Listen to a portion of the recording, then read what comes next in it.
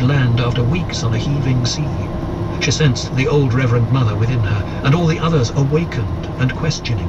What was that? What happened? Where was that place? Through it all threaded the realization that her son was the Kwisatz Haderach, the one who could be many places at once. He was the fact out of the Bene Gesserit dream, and the fact gave her no peace. What happened? Chani demanded. Jessica shook her head. Paul said, there is in each of us an ancient force that takes, and an ancient force that gives. A man finds little difficulty facing that place within himself where the taking force dwells. But it's almost impossible for him to see into the giving force without changing into something other than man. For a woman, do you want force that gives? It's as easy to be overwhelmed by giving as by taking. And you, my son? Jessica asked. Are you one who gives, or one who takes? I'm at the fulcrum, he said. I cannot give without taking, and I cannot take without... He broke off, looking to the wall at his right. Chani felt a draft against her cheek, turned to see the hangings close. It was Otheim, Paul said. He was listening.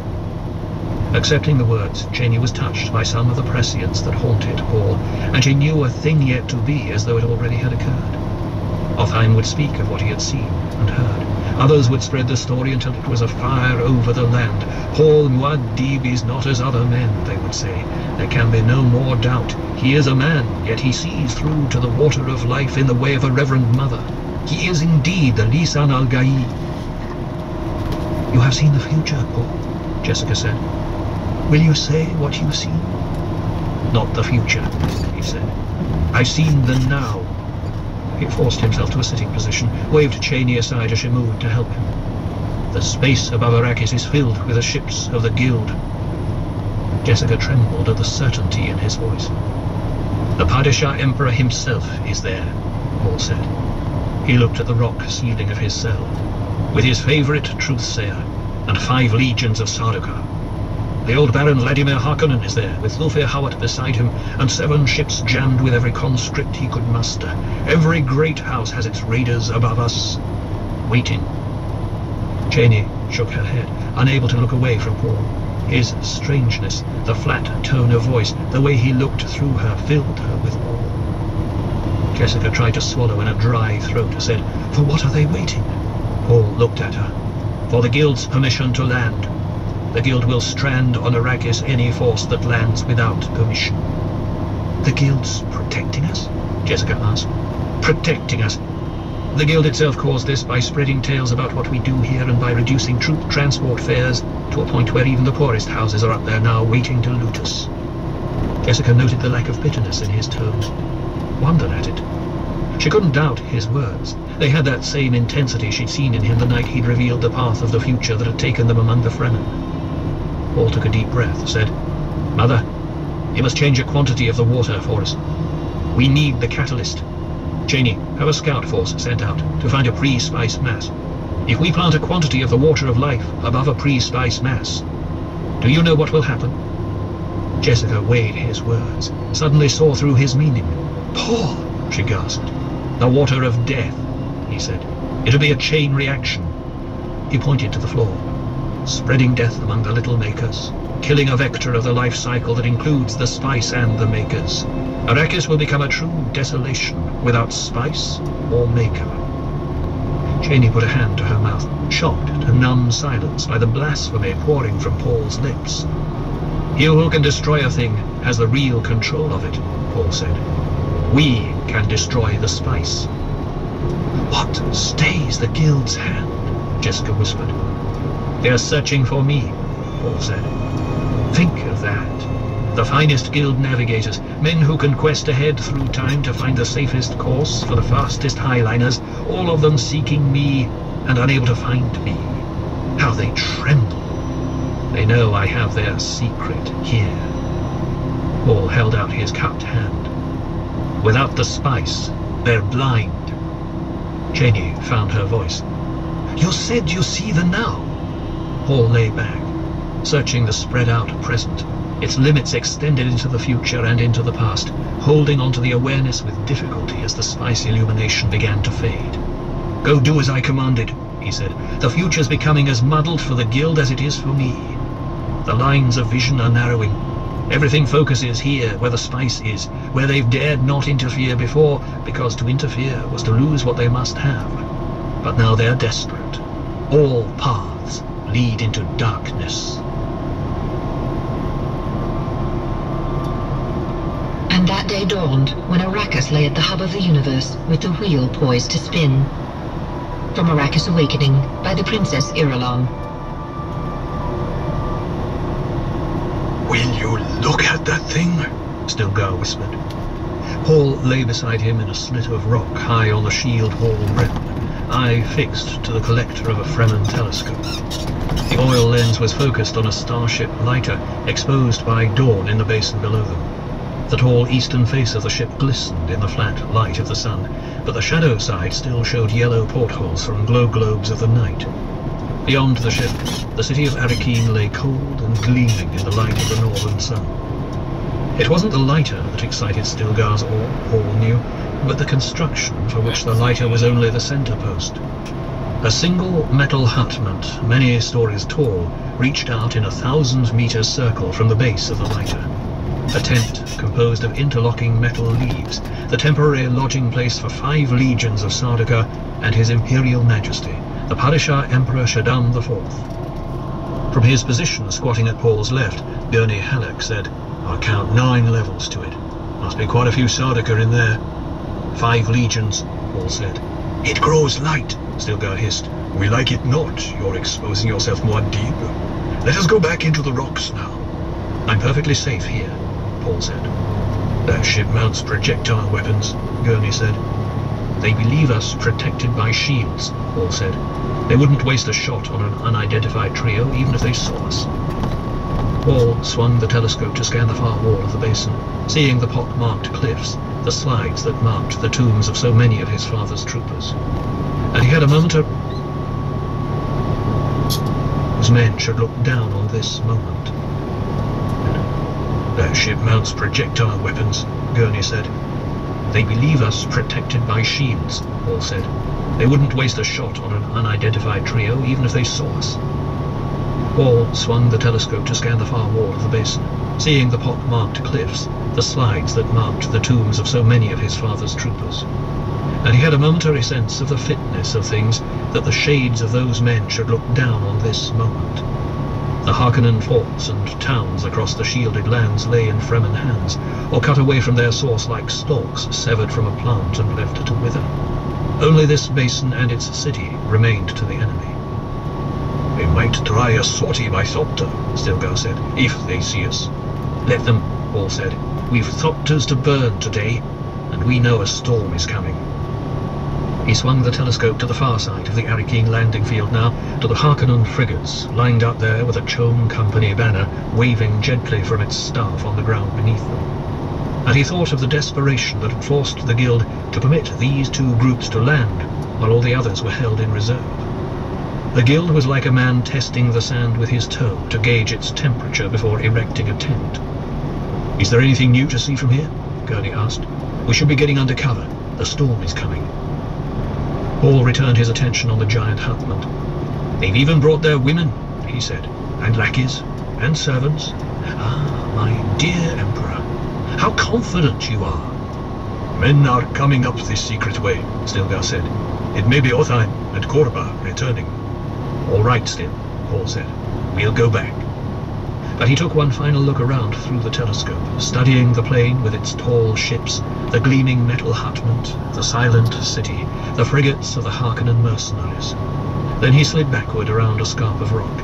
His place at the telescope was taken by a Fedaykin guardsman. Paul emerged into a shallow depression in the shield wall's surface. It was a place about 30 meters in diameter and some 3 meters deep, a natural feature of the rock that the Fremen had hidden beneath a translucent camouflage cover. Communications equipment was clustered around a hole in the wall to the right. Fedaykin guards deployed through the depression waited for Muad'Dib's command to attack. 2 men emerged from the hole by the communications equipment, spoke to the guards there. Paul glanced at Stilgar and nodded in the direction of the two men. "Get their report still." Stilgar moved to obey. Paul crouched with his back to the rock, stretching his muscles. Straightened. He saw Stilgar sending the two men back into that dark hole in the rock, thought about the long climb down that narrow man-made tunnel to the floor of the basin. Stilgar crossed to Paul. "What was so important that they couldn't send a Cielago with the message?" Paul asked. "They're saving their birds for the battle," Stilgar said. He glanced at the communications equipment, back to Paul. "Even with a tight beam, it is wrong to use those things, Muad'Dib. They can find you by taking a bearing on its emission." "They'll soon be too busy to find me," Paul said. "What did the men report?" "Our pet Sardaukar have been released near Old Gare, low on the rim, and are on their way to their master. The rocket launchers and other projectile weapons are in place. The people are deployed as you ordered. It was all routine." Paul glanced across the shallow bowl, studying his men in the filtered light admitted by the camouflage cover. He felt time creeping like an insect working its way across an exposed rock. "It'll take our Sardaukar a little time afoot before they can signal a troop carrier," Paul said. "They are being watched?" "They are being watched," Stilgar said. Beside Paul, Gurney Halleck cleared his throat. "Hadn't we best be getting to a place of safety?" "There is no such place," Paul said. "Is the weather report still favorable?" "A great-grandmother of a storm coming," Stilgar said. "Can you not feel it, Muad'Dib?" "The air does feel chancy," Paul agreed, "but I like the certainty of holding the weather." "The storm will be here in the hour," Stilgar said. He nodded toward the gap that looked out on the Emperor's hut and on the Harkonnen frigates. "They know it there, too. Not a thopter in the sky. Everything pulled in and tied down. They've had a report on the weather from their friends in space." "Any more probing sorties?" Paul asked. "Nothing since the landing last night," Stilgar said. "They know we're here. I think now they wait to choose their own time." "We choose the time," Paul said. Gurney glanced upward, growled, "If they let us." "That fleet'll stay in space," Paul said. Gurney shook his head. "They have no choice," Paul said. "We can destroy the spice. The Guild dares not risk that." "Desperate people are the most dangerous," Gurney said. "Are we not desperate?" Stilgar asked. Gurney scowled at him. "You haven't lived with a Fremen dream," Paul cautioned. "Still is thinking of all the water we've spent on bribes, the years of waiting we've added before Arrakis can bloom. He's not—" "Ah!" Gurney scowled. "Why is he so gloomy?" Stilgar asked. "He's always gloomy before a battle," Paul said. "It's the only form of good humor Gurney allows himself." A slow, wolfish grin spread across Gurney's face, the teeth showing white above the chip cut of his stillsuit. "It glooms me much to think on all the poor Harkonnen souls we'll dispatch unshriven," he said. Stilgar chuckled. "He talks like a Vendikin." "Gurney was born a Death Commander," Paul said. And he thought, yes, let them occupy their minds with small talk before we test ourselves against that force on the plain. He looked to the gap in the rock wall and back to Gurney, found that the troubadour warrior had resumed a brooding scowl. "Worry saps the strength," Paul murmured. "You told me that once, Gurney." "My Duke," Gurney said, "my chief worry is the atomics.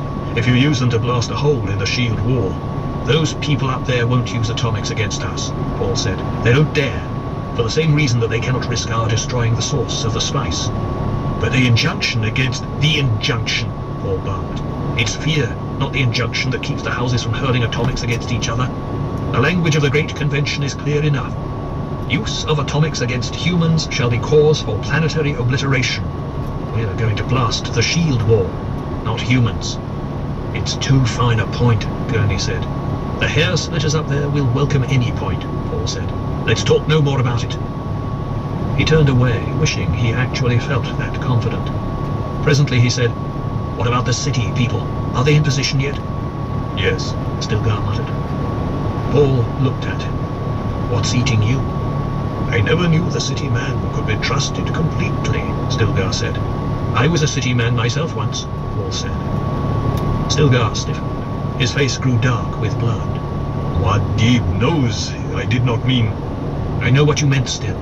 But the test of a man isn't what you think he'll do, it's what he actually does. These city people have Fremen blood. It's just that they haven't yet learned how to escape their bondage. We'll teach them." Stilgar nodded, spoke in a rueful tone. the habits of a lifetime one deep. On the funeral plane we learn to despise the men of the communities. Paul glanced at Gurney, saw him studying Stilgar. Tell us, Gurney, why were the city folk down there driven from their homes by the Sardaukar? An old trick, my Duke. They thought to burden us with refugees. It's been so long since guerrillas were effective that the mighty have forgotten how to fight them, Paul said. The Sardaukar have played into our hands. They grabbed some city women for their sport, decorated their battle standards with the heads of the men who objected, and they've built up a fever of hate among people who otherwise would have looked on the coming battle as no more than a great inconvenience, and the possibility of exchanging one set of masters for another. The Sardaukar recruit for us, Stilgar. The city people do seem eager, Stilgar said. Their hate is fresh and clear, Paul said. That's why we use them as shock troops. The slaughter among them will be fearful, Gurney said. Stilgar nodded agreement. They were told the odds, Paul said. They know every Sardaukar they kill will be one less for us. You see, gentlemen, they have something to die for. They've discovered they're a people. They're awakening. A muttered exclamation came from the watcher at the telescope. Paul moved to the rock slit, asked, "What is it out there?" "A great commotion, Muad'Dib," the watcher hissed. "At that monstrous metal tent, a surface car came from Rimwall West, and it was like a hawk into a nest of rock partridge." "Our captive Sardaukar have arrived," Paul said. "They've a shield around the entire landing field now," the watcher said. "I can see the air dancing even to the edge of the storage yard where they kept the spice." "Now they know who it is they fight," Gurney said. "Let the Harkonnen beasts tremble and fret themselves that an Atreides yet lives." Paul spoke to the Fedaykin of the telescope. "Watch the flagpole atop the Emperor's ship. If my flag is raised there, it will not be," Gurney said. Paul saw the puzzled frown on Stilgar's face, said, "If the Emperor recognized my claim, he'll signal by restoring the Atreides flag to Arrakis. We'll use the second plan then, move only against the Harkonnens. The Sardaukar will stand aside and let us settle the issue between ourselves." "I've no experience with these off-world things," Stilgar said. "I've heard of them, but it seems unlikely that—" "You don't need experience to know what they'll do," Gurney said. "They're sending a new flag up on the tall ship," the watcher said. "The flag is yellow, with a black and red circle in the center." "There's a subtle piece of business," Paul said. "The Chone Company flag." "It's the same as the flag at the other ships," the Fedaykin guard said. "I don't understand," Stilgar said. "A subtle piece of business indeed," Gurney said. "Had he sent up the Atreides banner, he'd have had to live by what that meant. Too many observers about. He could have signalled with the Harkonnen flag on his staff, a flat declaration that'd have been. But no, he sends up the Chone rag. He's telling the people up there," Gurney pointed towards space, "where the profit is. He's saying he doesn't care if it's an Atreides here or not." "How long till the storm strikes the shield wall?" Paul asked. Stilgar turned away, consulted one of the Fedaykin in the bowl. Presently he returned, said, "Very soon, Muad'Dib. Sooner than we expected. It's a great-great-grandmother of a storm. Perhaps even more than you wished." "It's my storm," Paul said, and saw the silent awe on the faces of the Fedaykin who heard him. "Though it shook the entire world, it could not be more than I wished. Will it strike the shield wall full on?" "Close enough to make no difference," Stilgar said. A courier crossed from the hole that led down into the base, said, "The Sardaukar and Harkonnen patrols are pulling back, Muad'Dib." "They expect the storm to spill too much sand into the basin for good visibility," Stilgar said. "They think we'll be in the same fix." "Tell our gunners to set their sights well before visibility drops," Paul said. "They must knock the nose off every one of those ships as soon as the storm has destroyed the shields." He stepped to the wall of the bowl, pulled back a fold of the camouflage cover and looked up at the sky. The horsetail twistings of blow sand could be seen against the dark of the sky. Paul restored the cover, said, "Start sending our men down still." "Will you not go with us?" Stilgar asked. "I'll wait here a bit with the Fedaykin," Paul said. Stilgar gave a knowing shrug toward Gurney, moved to the hole in the rock wall, was lost in its shadows. "The trigger that blasts the shield wall aside, that I leave in your hands, Gurney," Paul said. "You will do it?" "I'll do it." Paul gestured to a Fedaykin lieutenant, said, "Otheim, start moving the Czech patrols out of the blast area. They must be out of there before the storm strikes." The man bowed, followed Stilgar. Gurney leaned into the rock slit, spoke to the man at the telescope. "Keep your attention on the south wall. It'll be completely undefended until we blow it." "Dispatch a Cielago with a time signal," Paul ordered. "Some ground cars are moving toward the south wall," the man at the telescope said. "Some are using projectile weapons. Testing. Our people are using body shields as you commanded. The ground cars have stopped." In the abrupt silence, Paul heard the wind devils playing overhead at the front of the storm. Sand began to drift down into their bowl through gaps in the cover. A burst of wind caught the cover, whipped it away. Paul motioned his Fedaykin to take shelter, crossed to the men of the communications equipment near the tunnel mouth. Gurney stayed beside him. Paul crouched over the signalman. One said, "A great, great grandmother of a storm, Muad'Dib." Paul glanced up at the darkening sky, said, "Gurney, have the south wall observers pulled out?" He had to repeat his order, shouting above the growing noise of the storm. Gurney turned to obey. Paul fastened his face filter, tightened the stillsuit hood. Gurney returned. Paul touched his shoulder, pointed to the blast trigger set into the tunnel mouth beyond the signalman. Gurney went into the tunnel, stopped there, one hand on the trigger, his gaze on Paul. "We are getting no messages," the signalman beside Paul said. "Much static." Paul nodded, kept his eye on the time standard dial in front of the signalman. Presently, Paul looked at Gurney, raised a hand, returned his attention to the dial. The time counter crawled around its final circuit. "Now!" Paul shouted and dropped his hand. Gurney depressed the blast trigger. It seemed that a full second passed before they felt the ground beneath them ripple and shake. A rumbling sound was added to the storm's roar. The Fedaykin watcher from the telescope appeared beside Paul, the telescope clutched under one arm. "The shield wall is breached, Muad'Dib!" he shouted. "The storm is on them, and our gunners already are firing!" Paul thought of the storm sweeping across the basin, the static charge within the wall of sand that destroyed every shield barrier in the enemy camp. "The storm!" someone shouted. "We must get under cover, Muad'Dib!" Paul came to his senses, feeling the sand needles sting his exposed cheeks. "We are committed," he thought. He put an arm around the signalman's shoulder, said, "Leave the equipment! There's more in the tunnel!" He felt himself being pulled away. Fedaykin pressed around him to protect him. They squeezed into the tunnel mouth, feeling its comparative silence, turned a corner into a small chamber with glow globes overhead and another tunnel opening beyond. Another signalman sat there at his equipment. "Seal off this tunnel!" Paul shouted. A sudden pressure of still. "Is the way down to the basin still open?" Paul asked. A Fedaykin went to look, returned, said, "The explosion caused a little rock to fall, but the engineers say it is still open. They're cleaning up with laser beams." "Tell them to use their hands," Paul barked. "There are shields active down there." "They are being careful, Muad'Dib," the man said.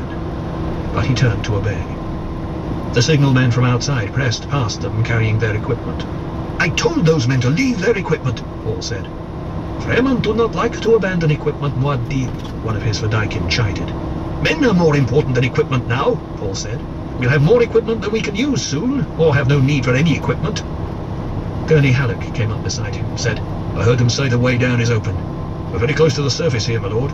Should the Harkonnens try to retaliate in kind?" "They're in no position to retaliate," Paul said. "They're just now finding out that they have no shields, and are unable to get off Arrakis." "The new command post is all prepared, though, my lord," Gurney said. "They've no need of me in the command post yet," Paul said. "The plan would go ahead without me. We must wait for the—" "I'm getting a message, Muad'Dib," said the signalman of the communications equipment. The man shook his head, pressed the receiver phone against his ear. "Much static." He began scribbling on a pad in front of him, shaking his head, writing, waiting. Paul crossed to the signalman's side. The Fedaykin stepped back, giving him room. He looked down at what the man had written. Read, "Raid on Sietch Tabor, captives, Alia. Families of dead are they, son of Muad'Dib." Again the signalman shook his head. Paul looked up to see Gurney staring at him. "The message is garbled," Gurney said. "The static. You don't know that—" "My son is dead," Paul said, and knew as he spoke that it was true. "My son is dead, and Alia is a captive. Hostage." He felt emptied, a shell without emotions. Everything he touched brought death and grief, and it was like a disease that could spread across the universe. He could feel the old man wisdom, the accumulation out of the experiences from countless possible lives. Something seemed to chuckle and rub its hands within him. And Paul thought, how little the universe knows about the nature of real cruelty. And Muad'Dib stood before them, and he said, though we deem the captive dead, yet does she live. For her seed is my seed, and her voice is my voice. And she sees unto the farthest reaches of possibility. Yea, unto the veil of the unknowable does she see because of me. From Arrakis Awakening, by the Princess Irulan. The Baron Vladimir Harkonnen stood with eyes downcast in the Imperial Audience Chamber, the oval Selamlik within the Padishah Emperor's hutment. With covert glances, the Baron had studied the metal-walled room and its occupants, the Nolkurs, the pages, the guards, the troop of House Sardaukar drawn up around the walls, standing at ease there beneath the bloody and tattered captured battle flags that were the room's only decoration.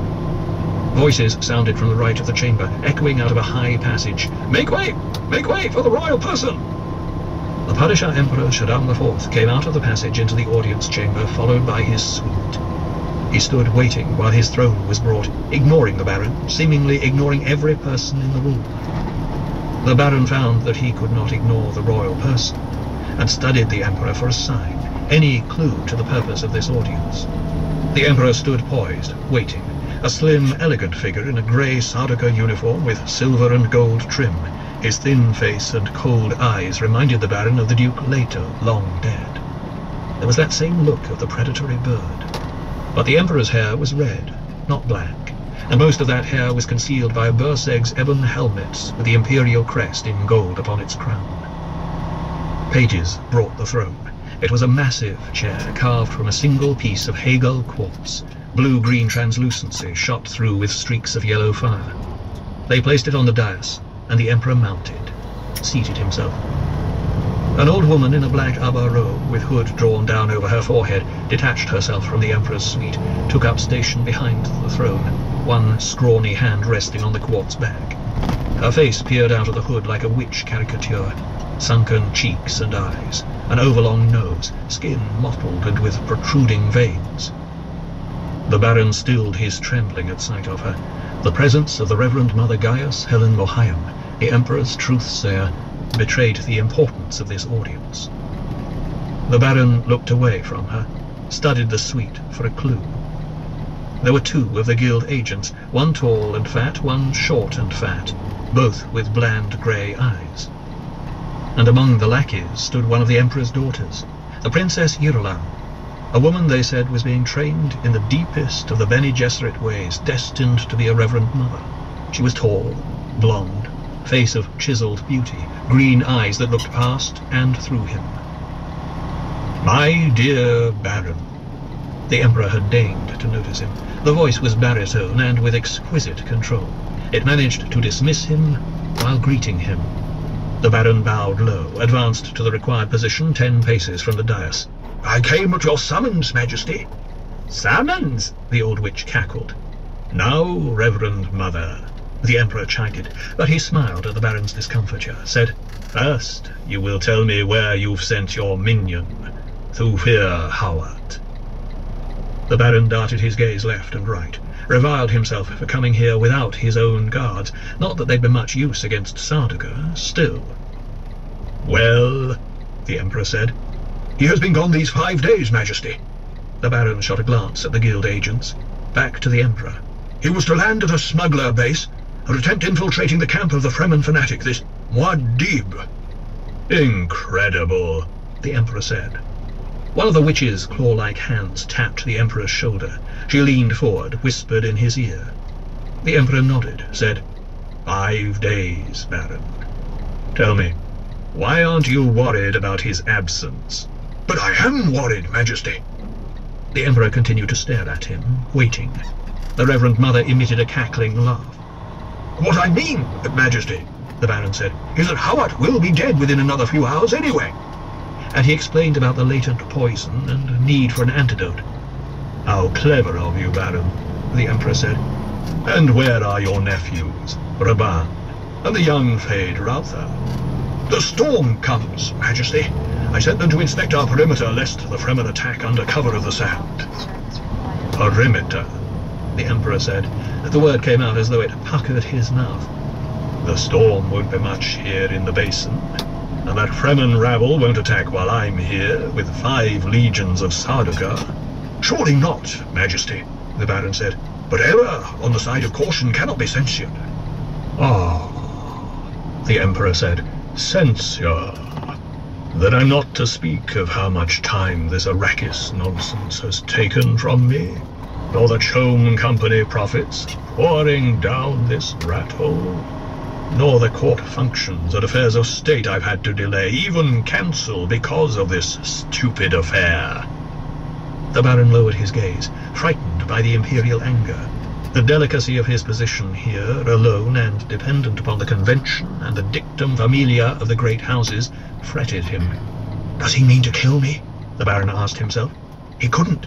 Not with the other great houses waiting up there, aching for any excuse to gain from this upset on Arrakis. Have you taken hostages? The Emperor asked. It's useless, Majesty, the Baron said. These mad Fremen hold a burial ceremony for every captive and act as though such a one were already dead. So? The Emperor said. And the Baron waited, glancing left and right at the metal walls of the Salandik, thinking of the monstrous fan-metal tent around him. Such unlimited wealth it represented that even the Baron was awed. He brings pages, the Baron thought, and useless court lackeys. His women and their companions, hairdressers, designers, everything. All the fringe parasites of the court, all here, fawning, slyly plotting, roughing it with the Emperor. Here to watch him put an end to this affair, to make epigrams over the battles and idolize the wounded. Perhaps you've never sought the right kind of hostages, the Emperor said. He knows something, the Baron thought. Fear sat like a stone in his stomach until he could hardly bear the thought of eating. Yet the feeling was like hunger, and he poised himself several times in his suspenses on the point of...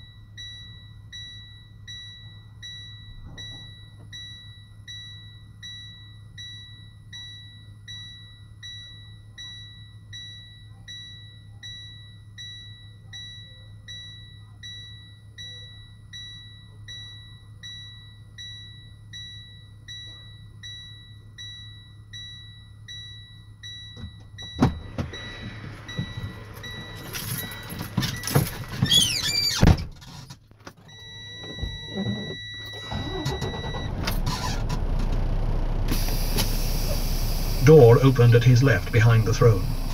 Through the door came 2 Sardaukar. Well, they crop up regularly.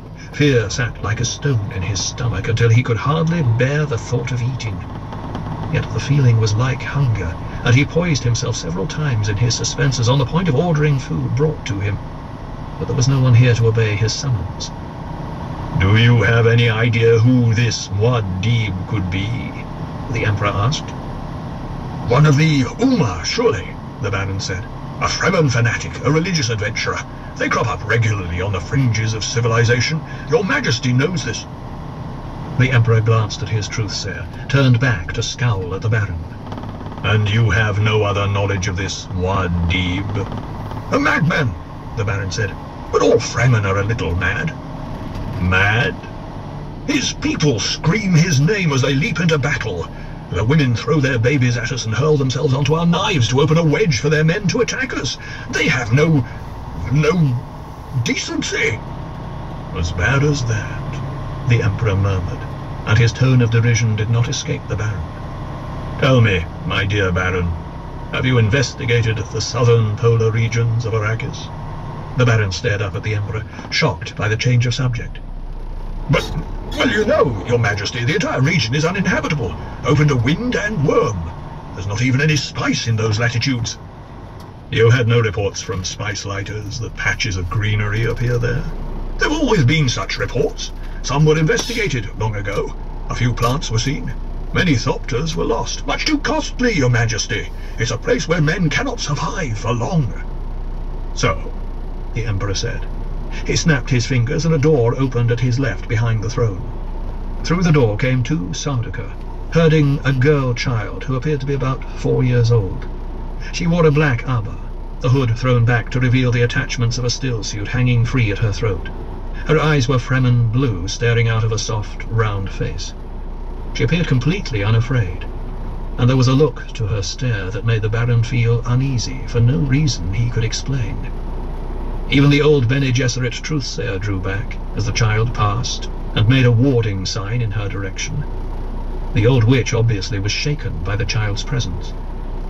The Emperor cleared his throat to speak, but the child spoke first. A thin voice with traces of a soft palate lisp, but clear nonetheless. "So, here he is," she said. She advanced to the edge of the dais. "He doesn't appear much, does he?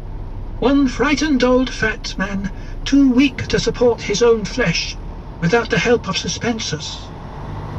It was such a totally unexpected statement from the mouth of a child that the Baron stared at her, speechless in spite of his anger.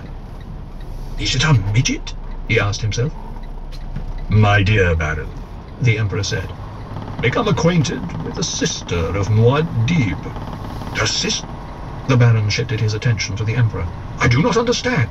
"I, too, sometimes err on the side of caution," the Emperor said.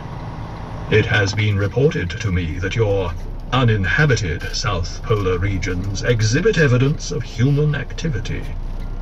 "But that's impossible," the Baron protested. "The worms! There's sand clear to the—" "These people seem able to avoid the worms," the Emperor said.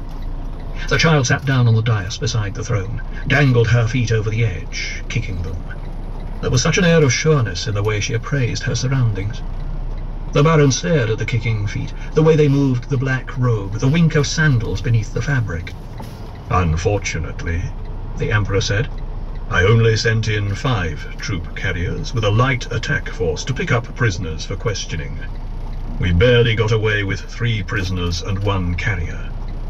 Mind you, Baron, my Sardaukar were almost overwhelmed by a force composed mostly of women, children, and old men. This child here was in command of one of the attacking groups." "You see, Your Majesty," the Baron said. "You see how they are." "I allowed myself to be captured," the child said. "I did not want to face my brother and have to tell him that his son had been killed." "Only a handful of our men got away," the Emperor said. "Got away. You hear that?" "We'd have had them too," the child said, "except for the flames." "My Sardaukar used the attitudinal jets on their carrier as flamethrowers," the Emperor said. "A move of desperation, and the only thing that got them away with their 3 prisoners. Mark that, my dear Baron. Sardaukar forced to retreat in confusion from women and children and old men." "We must attack in force," the Baron rasped. "We must destroy every last vestige of—" "Silence!" the Emperor roared. He pushed himself forward on his throne. "Do not abuse my intelligence any longer. You stand there in your foolish innocence and—" "Majesty," the old truthsayer said. He waved her to silence. "You say you don't know about the activity we found, nor the fighting qualities of these superb people." The Emperor lifted himself half off his throne. "What do you take me for, Baron?" The Baron took 2 backward steps, thinking, "It was Rabban. He has done this to me. Rabban has—" "And this fake dispute with Duke Leto," the Emperor purred, sitting back into his throne. "How beautifully you maneuvered it." "Majesty," the Baron pleaded, "what are you—" "Silence!" The old Bene Gesserit put a hand on the Emperor's shoulder, leaned close to whisper in his ear. The child, seated on the dais, stopped kicking her feet, said, "Make him afraid some more, Saddam. I shouldn't enjoy this, but I find the pleasure impossible to suppress." "Quiet, child," the Emperor said. He leaned forward, put a hand on her head, stared at the Baron. "Is it possible, Baron? Would you be as simple-minded as my truth-sayer suggests? Do you not recognize this child? Daughter of your ally, Duke Leto?" "My father was never his ally," the child said. "My father is dead, and this old Harkonnen beast has never seen me before." The Baron was reduced to stupefied glaring. When he found his voice, it was only to rasp. "Who?" "I am Alia, daughter of Duke Leto and the Lady Jessica, sister of Duke Paul Muad'Dib," the child said. She pushed herself off the dais, dropped to the floor of the audience chamber. "My brother has promised to have your head atop his battle standard, and I think he shall." "Be hush, child," the Emperor said, and he sank back into his throne, hand to chin, studying the Baron. "I do not take the Emperor's orders," Alia said. She turned, looked up at the old Reverend Mother. "She knows." The Emperor glanced up at his truth-sayer. "What does she mean?" "That child is an abomination," the old woman said. "Her mother deserves a punishment greater than anything in history. Death, it cannot come too quickly for that child or for the one who spawned her." The old woman pointed a finger at Alia. "Get out of my mind!" "TB," the Emperor whispered. He snapped his attention back to Alia. "By the Great Mother!" "You don't understand, Majesty," the old woman said. "Not telepathy. She's in my mind. She's like the ones before me, the ones who gave me their memories. She stands in my mind. She cannot be there, but she is." "What others?" the Emperor demanded. "What's this nonsense?" The old woman straightened, lowered her pointing hand. "I've said too much, but the fact remains that this child who is not a child must be destroyed. Long were we warned against such a one and how to prevent such a birth. But one of our own has betrayed us." "You babble, old woman," Alia said. "You don't know how it was, yet you rattle on like a purblind fool." Alia closed her eyes, took a deep breath, and held it. The old Reverend Mother groaned and staggered. Alia opened her eyes. "That is how it was," she said. "A cosmic accident, and you played your part in it." The Reverend Mother held out both hands, palms pushing the air toward Alia. "What is happening here?" the Emperor demanded. "Child, can you truly project your thoughts into the mind of another?" "That's not how it is at all," Alia said.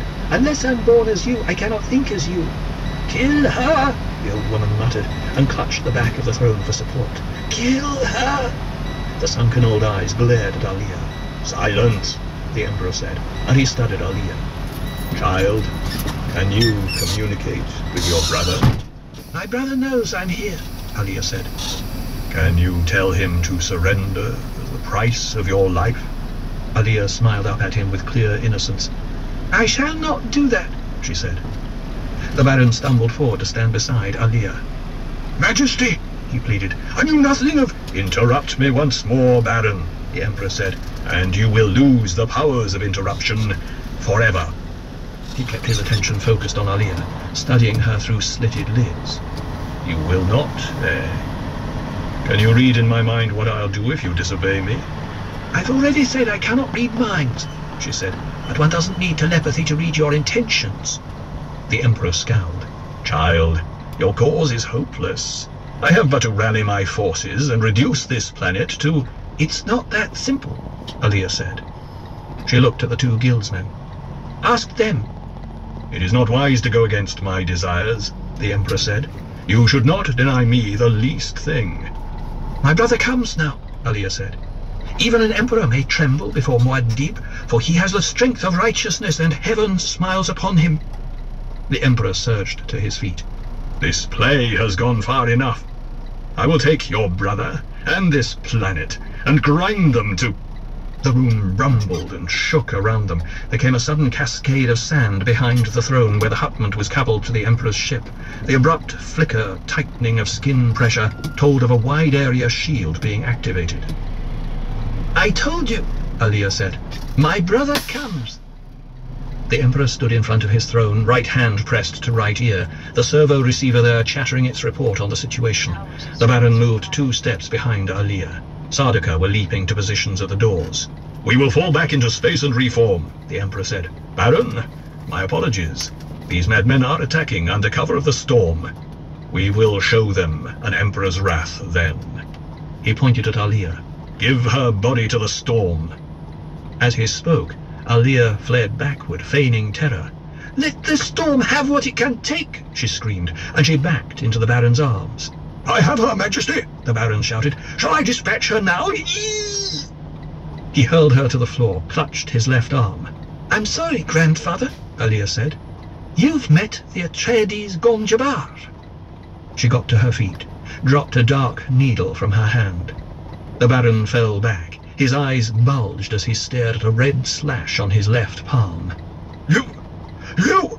He rolled sideways in his suspensors, a sagging mass of flesh supported inches off the floor, with head lolling and mouth hanging open. "These people are insane," the Emperor snarled. "Quick, into the ship!